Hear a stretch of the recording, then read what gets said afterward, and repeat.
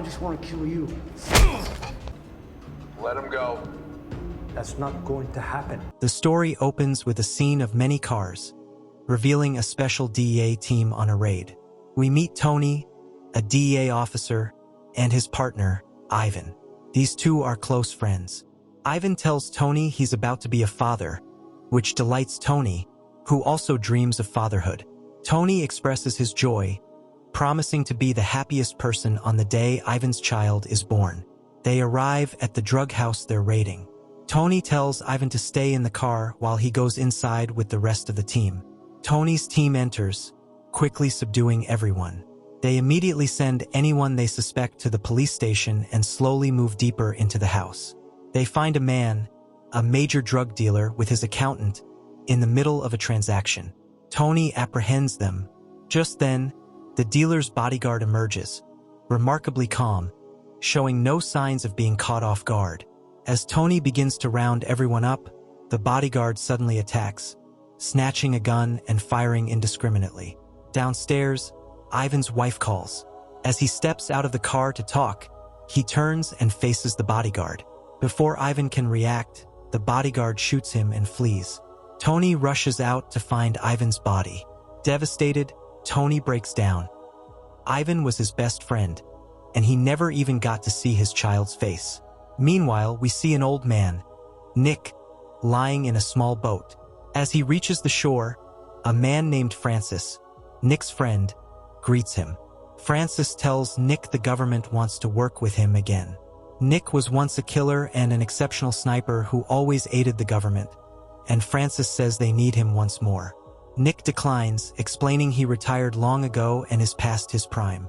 Francis counters, "I know everything about you, and I also know you have no money, but you have a family for whom you need money. I can solve all these problems. If you complete this task, you'll live the rest of your life comfortably with no money worries. We'll give you so much money, you'll be able to take care of everyone's lives." Nick agrees. Francis hands him a very long list with pictures and names of drug dealers, all planning to destabilize America's economy. Nick's mission is to eliminate them one by one.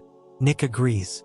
On the other side, Tony is still consumed by his friend's death. Tony's boss approaches him, sympathizing. "I understand your problem.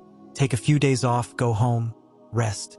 Only then will you be able to forget all these things."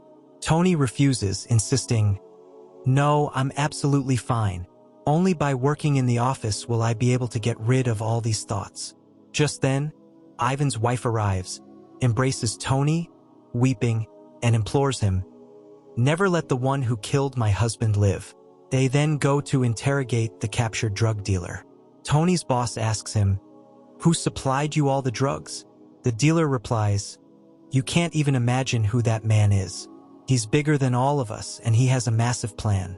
If his plan is completed, things you've never even dreamed of will happen." Tony's boss presses, "What is that plan? Tell me the plan." The dealer responds, "I'm not going to tell you anything so easily. I have a lot of conditions. First, get me out of here and keep me in a 5-star hotel. I shouldn't be punished, and only when I'm calm and comfortable will my mind work. Then I'll slowly tell you the plan." Tony's boss agrees, promising to send him to a 5-star hotel soon. However, Tony strongly dislikes this idea, arguing they can't trust this man at all. Meanwhile, Nick retrieves all his old weapons. He changes his car's number plate and drives to the hotel where the drug dealer is being held. As he exits his car, he first drinks coconut water to avoid suspicion. He carries a golf bag containing all his weapons. He then heads to the building across the street and makes his way to the roof with his gear. We then see the drug dealer in his 5-star hotel room, enjoying a massage. Tony enters and tells the dealer, "The fun days are over. Now you have to come back with us. We've come to take you to your in-laws. Pack your things quickly and get dressed." They take the drug dealer downstairs and start putting him in their car. But as soon as the dealer steps out, Nick shoots him in the head, killing him instantly. Everyone is stunned.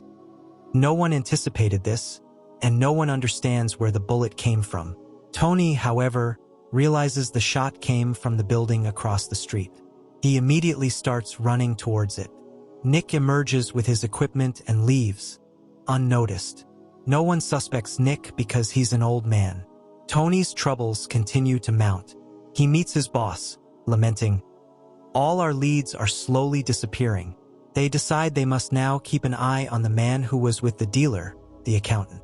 They set up surveillance, placing cameras everywhere, allowing them to see him but not hear his conversations. Without audio, they can't understand his next plan. Tony decides to take a mic and go to the hotel himself, intending to place it around the accountant's room. But as he tries to enter, he discovers only VIPs have access. Tony sits down, frustrated. Then he sees a figure, a girl named Mina. As soon as Tony spots Mina, he instantly realizes she could be the key to his mission. He begins to follow her, repeatedly trying to engage her in conversation, but Mina consistently ignores him. With no other option, Tony decides to reveal the truth. He tells Mina he's an agent and desperately needs her help. He explains that very dangerous people are staying in the hotel and he needs to install a listening device in their room, a task he can't accomplish himself, but Mina can. After hearing his plea, Mina is hesitant, fearing she'll lose her job or even her life if caught. Tony stresses the urgency, reminding her how many lives are at stake. After a moment, Mina agrees, much to Tony's relief. Tony returns to his post, eagerly watching the CCTV footage. After a while, he sees Mina successfully install the device. Now, they are ready to listen in on everything. Meanwhile, Nick is also outside the hotel. He spots some dealers entering the building and begins to prepare himself. Inside the target room, everyone gathers, and Tony is brimming with excitement, anticipating he'll finally hear their plans. We see the mastermind behind it all, a man named Hussein bin Fari. At the same time, Nick puts on a cap and enters the hotel through an emergency exit. Hussein begins to unveil his elaborate plan. He's a global arms and drug smuggler. His next target is to cripple the entire American economy. He boasts about a machine, developed with the help of a scientist, that can instantly cut off power across all of America. As their conversation continues, Nick stealthily approaches. Once inside the room, he launches a swift attack, systematically eliminating everyone. Corpses litter the room.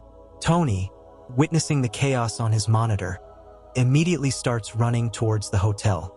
However, Hussein and his scientist manage to escape through an emergency exit with their men. Nick also leaves the scene. Tony finally reaches the room, only to find a gruesome scene of dead bodies. He's baffled, unable to comprehend who could have caused such devastation. The next morning, Mina arrives at the hotel to find it completely shut down due to the previous night's shootout. Her worst fears realized, she's utterly disappointed and goes home. Meanwhile, Hussein speaks to his scientist, demanding, "I have no time at all. Prepare this device as soon as possible. I want to witness the destruction of the entire America." The scientist replies that the task isn't easy and will require $50 million to expedite. Hussein readily agrees to the sum. Tony discovers that Hussein's niece, Rashida, is hosting a lavish party. He attends, and upon entering, he finds Rashida and asks about her uncle's whereabouts. Rashida dismisses him, stating no one knows when Hussein arrives or leaves his parties. Meanwhile, Hussein observes his guests and spots Tony. He asks who Tony is, and the bodyguard who killed Ivan recognizes Tony as a DEA agent, warning Hussein of the danger. Hussein orders him to kill Tony and anyone else who knows about their operations. Tony, realizing the same bodyguard seen at every murder is present, rushes out. He sees Nick escaping, then spots Mina, who was the party's chef. Tony gets in his car and follows Nick, but Nick cleverly evades him. Tony, however, refuses to give up. The next day, he resumes his search for Nick and soon spots Nick's car. He approaches Nick and, to his shock, realizes Nick is his father, who abandoned him as a child after his mother's death. Nick takes Tony onto his ship. Tony, distraught, demands to know why Nick left him, especially after his mother's death. Nick explains, "I know everything. You may not know that I was a government killer, a murderer. My enemies spread across the world, and they killed your mother. I realized your life was also in danger. If I stayed in contact with you or stayed with you, they would kill you too. I got away from you to save you. That's why you are still alive. If you were in my place, and this had happened to your children, perhaps you would have done the same. Tony understands. Nick then tells him they share the same mission: to kill Hussein and save America's economy. As Tony prepares to leave, Nick gives him a cell phone, telling him to call whenever he wants to talk. Before they can speak further, the bodyguard attacks Nick's head, knocking him out, and flees with Tony. By the time Nick recovers, Tony is gone. Meanwhile, Hussein confronts his scientist, demanding the machine be ready immediately. The scientist replies he needs 24 more hours. Then, one of Hussein's men informs him they've captured Tony. Hussein goes to Tony and demands, "Tell me the name of the man who killed so many of my men in one shot." Tony laughs and replies, "My father killed all your men."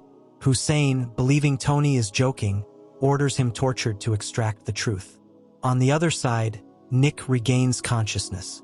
The phone he gave Tony had a GPS, and Nick uses it to track Tony. As Tony is about to be tortured, the electricity suddenly goes out. Tony realizes Nick has arrived. Nick enters, opening fire and leaving a trail of bodies. Hussein and the scientist flee. Nick continues eliminating everyone, then rescues Tony and leaves. The police arrive to find numerous corpses and the device, which was meant to destroy the economy. Tony's phone rings. It's Mina.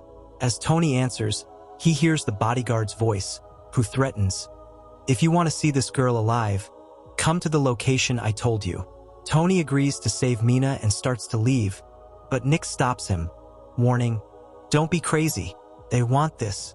If you go there alone, you'll never come back alive. Do as I say." Tony complies. At the designated location, Tony enters to confront the bodyguard. The bodyguard reveals, "I found out the whole truth. Your father has killed all our men. Call your father right now and tell him to come here too." Just then, Nick shoots the bodyguard in the shoulder. Tony immediately engages the bodyguard in a fight until Nick reaches them. Nick holds a gun to the bodyguard, demanding, "Tell me where Hussein is, and I'll leave you alive." The bodyguard scoffs, "You can't scare me like this. I can take you to Hussein, but I have a condition. I need $1 million in return." Nick agrees. Meanwhile, Hussein is at his house, but the scientist is agitated, demanding his money for the completed machine, wanting to return to his family. Hussein refuses. "Now I won't give you a penny, because your machine is in police custody." As the scientist persists, Hussein pulls out his gun and shoots him in the head, killing him instantly. Rashida witnesses the entire scene and realizes her uncle is a criminal. The bodyguard arrives, holding Nick at gunpoint, and has a body bag with him. As they open the body bag, Tony emerges, handing a gun to everyone. It's revealed to be their plan all along. Nick and Tony now have everyone at gunpoint. They shoot and kill everyone in a single volley. In the end, Hussein tries to stab Nick, but Nick shoots him in the head. The bodyguard then demands his money. Nick says, "I know what you should get." The police arrive, finding corpses everywhere and a body bag. They open it and find the bodyguard inside. The police realize this is the same bodyguard who killed Ivan, ensuring he'll go to jail forever. Time passes. We see Nick's ship with Tony, Mina, and Ivan's wife with their child. Ivan's wife thanks Tony, who explains Ivan had a large insurance policy, ensuring his child will be well provided for. Nick is visibly happy, surrounded by people, his family, after a long time. Francis calls Tony, telling him he has a very big mission. The film ends here.